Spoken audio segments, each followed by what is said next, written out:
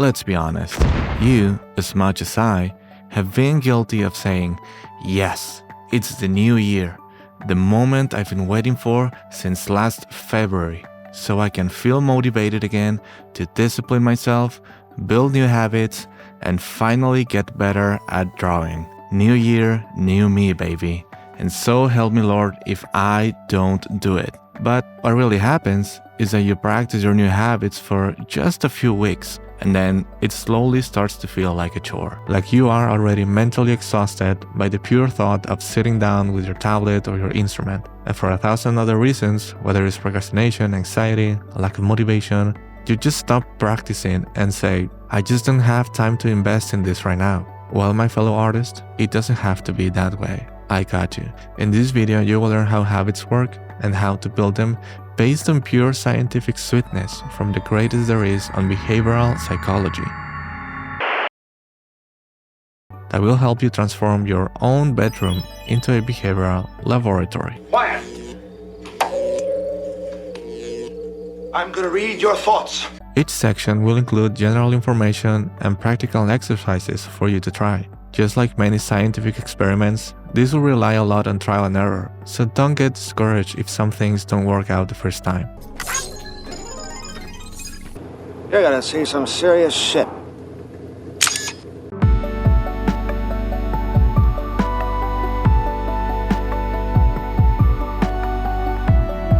This is probably gonna be the longest section because there's a lot of basics to cover, so let's get started. You've probably heard from your fellow artists in real life or online that they don't draw or create too often because they don't feel constantly motivated. Probably you've told this to yourself too. But here's the thing, building habits or practice consistently don't come from what's inside you, but from everything that is around you. Imagine a light switch. Whenever you walk into a dark room, your hand automatically reaches out to find it. It's not motivation, that's your dark environment triggering a response. Or all of you coffee lovers, every morning you waltz your way into the kitchen and start making coffee without even thinking. The time of the day is the same as yesterday, the mug and the coffee machine is in the same place as always, your body just moves. You're not motivated to make coffee, you're just responding to a consistent setup that pushes you into action. And following those examples, if your sketchbook is buried down in a drawer, your environment is not triggering anything that makes you want to pick it up and practice. Opposite to if your guitar is always on its stand, right where you constantly pass by, it's more likely you'll play more often. A lot of artists say that they tend to sketch more in cafes or outside than at home, or that they stop practicing because it's a hassle to take their keyboard out of the closet each time, that they play music when they're home alone in the evening, that they only write or paint at night when the house is quiet. What do all of these have in common? That's right, environmental influence. See how easy the environment can be influencing on how we choose to do or not to do certain actions? I want you to try these exercises. Step 1. Create a habit-friendly zone. Pick one creative habit, like drawing, writing, playing guitar.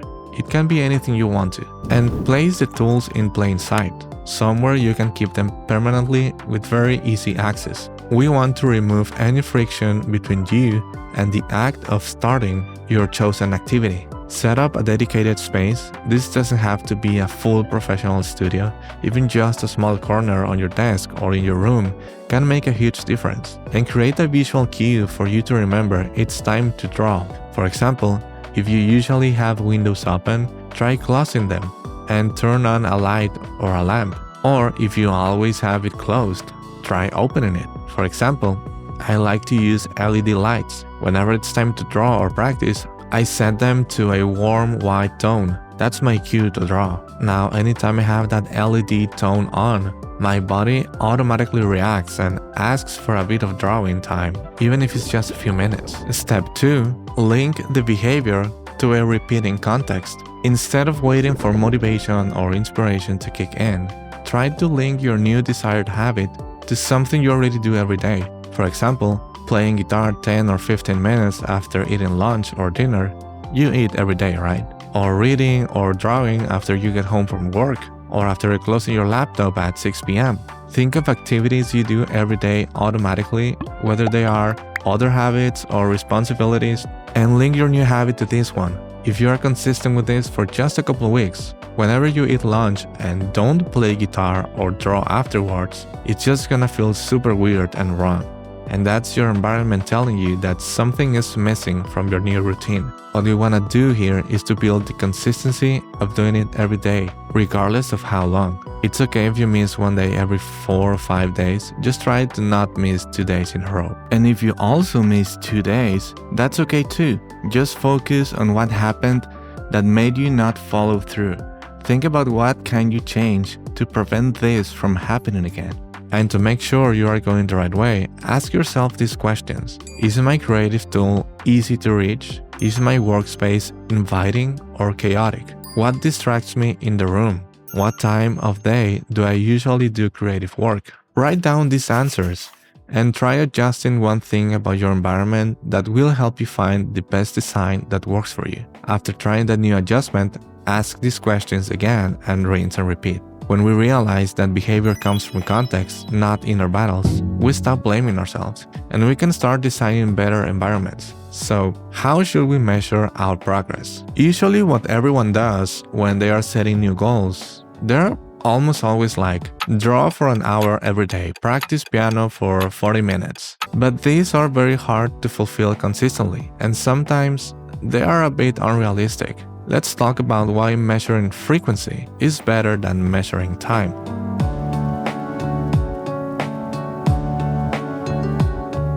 You've probably tried a habit tracking app before. You set a timer, mark your 30-minute sessions, and eventually everything falls apart. You miss a day or don't complete the 30 minutes. You feel bad and then drop it completely.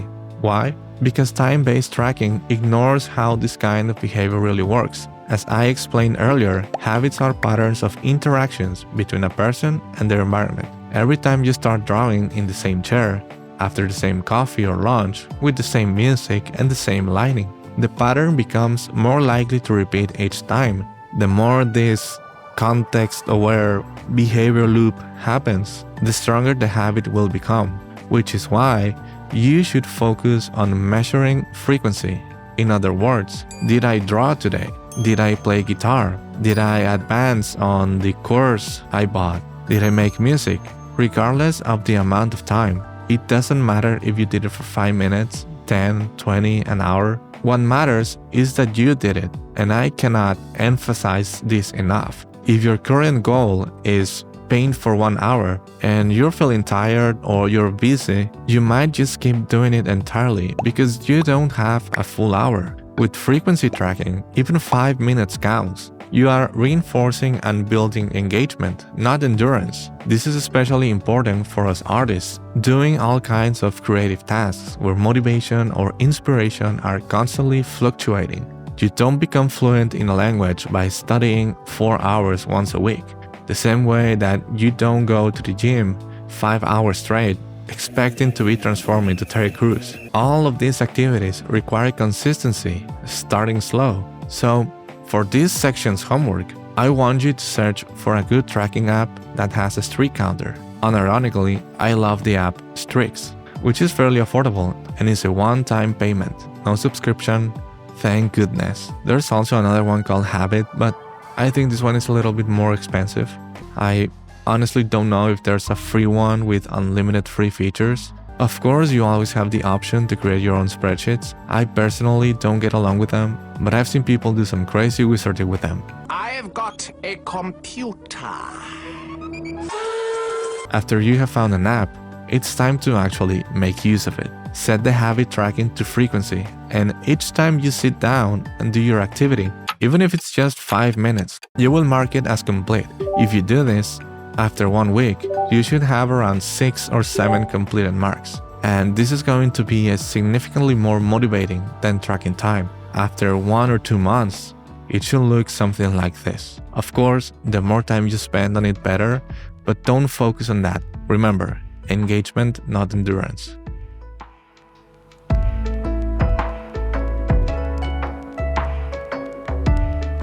And finally, for the last section, I will teach you a few more things on how to further transform your room into a behavioral lab. As we saw in the previous section, building habits is especially important for artists because of our fluctuating motivation. Every artist ever has gone through that phase in which they have to wait for the stars and planets to align in order to feel motivated to draw, paint, make music, etc. But what if instead of waiting for the perfect mood, we approached creativity like scientists, testing what works, adjusting our tools, and learning from the results? Behavior doesn't just happen, it emerges through consequences. If something feels good, you're more likely to repeat it. If it feels punishing or stressful, you will avoid it. I have a full video explaining this, and I'll leave the link in the description. So the idea here is to treat your new habit building process like a behavioral experiment and adjust your setup based on the data you collected. Think of a scientist adjusting variables in a laboratory. Variables like light, temperature, noise, to see what makes a plant grow better. You are doing the same with your behavior. The plant is your creativity. If you are used to drawing at night and always leads to burnout, maybe you need to do it in the morning. With that said, for this section's homework, it's time to set up your behavioral experiment. Choose one variable to test. For example, drawing at 9 AM versus 9 PM, drawing with music versus silence. I'm gonna leave you a list with many variables you can choose from for starters. Write all of these down or take a screenshot. After you have chosen your variable and making adjustments, keep a notebook or a file in your computer or the Notes app in your phone, where you can record how you felt after each session. Look for patterns that tell you what is working and what is not. Do some routines consistently lead to better focus or joy? Or maybe they are more distracting and not enjoyable. And lastly, reinforce your own behavior. What I love about having streaks is that it automatically keeps me motivated each time I see those numbers grow higher. You can even set milestones. When I reach the 15-day streak, I'll get me some pizza. After 30, maybe upgrade an utensil or a tool I use. At 45, go to the movies, etc. The other thing I like about the app is that it has a 2-day rule, which means that if you miss one day for whatever reason, your streak won't go back to 0. It resets only after you miss 2 days in a row. If there's one thing I hope you take away from this video, it's this. Struggling with consistency doesn't mean there's something wrong with you. As artists, we often blame ourselves when we can't stay consistent. We think we're lazy, undisciplined, or not passionate enough. But as we've seen, building creative habits has less to do with willpower and far more to do with the environment we create around us. Habits aren't moral achievements. They're patterns shaped by context, consequences, and repetition. Things we can study, test, and reshape patiently. Oh my god. Oh my god. It gets easier. Huh? Every day it gets a little easier. Yeah? But you gotta do it every day. That's the hard part. But it does get easier. Okay. If today's video helped reframe how you think about your routines, or give you even one experiment to try this week, consider sharing it with a fellow artist who might need it too. For more videos like this, grounded in evidence-based behavioral psychology and focused on emotional support for creatives, don't forget to subscribe, like, and leave a comment. That really helps me keep going, which, by the way, we have reached 1,000 subscribers. Thank you so much, everyone. You have no idea how happy I was when I first saw this. I wish you a happy new year. Keep creating this 2026, regardless of how fast you're moving. Thanks for being here, and keep on keeping on.